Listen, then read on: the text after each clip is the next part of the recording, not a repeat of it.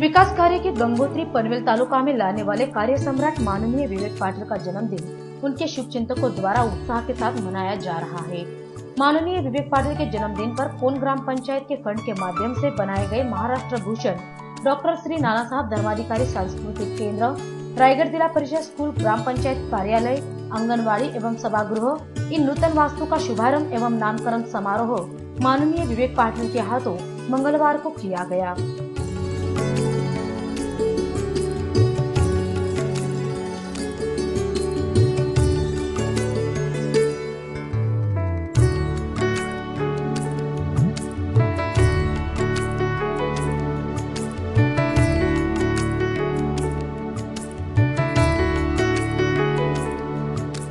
इस दौरान माननीय विवेक पाटिल ने कोन ग्राम पंचायत के आभार प्रकट करते हुए डॉक्टर नाना साहब के कार्य को उजागर किया।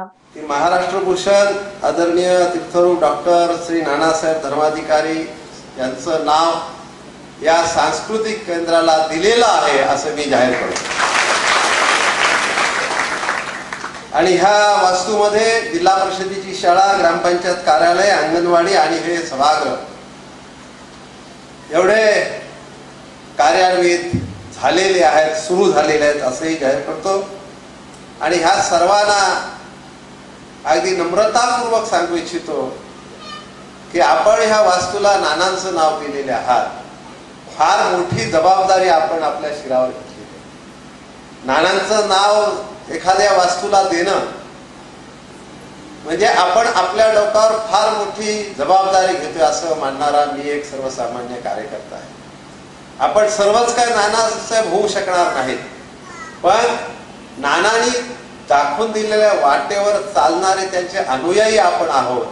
त्याच्यामुळे त्यांनी जे कार्य आणि त्यांनी जो मार्ग दाखवलेला आहे तो ह्या सांस्कृतिक केंद्रामधनं पुरेपूर त्याची अंमलबजावणी झाली पाहिजे अशी माझी मागणी निश्चितपणे ह्या ठिकाणी आहे।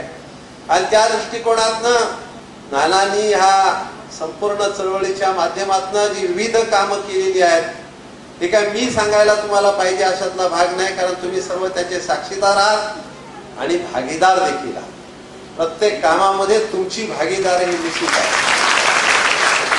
आणि म्हणून स्वर्गीय नानासाहेबांच्या नंतर आप्पासाहेब असतील, सचिनदादा असतील, यांनी जो जो कार्यक्रम हाती घेतला तो कार्यक्रम आपल्या ह्या परिसरामध्ये 100% चांगल्या पद्धतीनं राबवण्याचं काम तुम्ही सर्व स्त्री सदस्यांनी केलेला आहात। त्याचा निश्चित सार्थ अभिमान मला निश्चित आणि तो सार्थ अभिमान आपला कायमचा ठेवायचा असेल तर ह्या शाळेत शिकणाऱ्या प्रत्येक विद्यार्थ्यांवर नानांचे संस्कार झालेच पाहिजे ही आपली मागणी।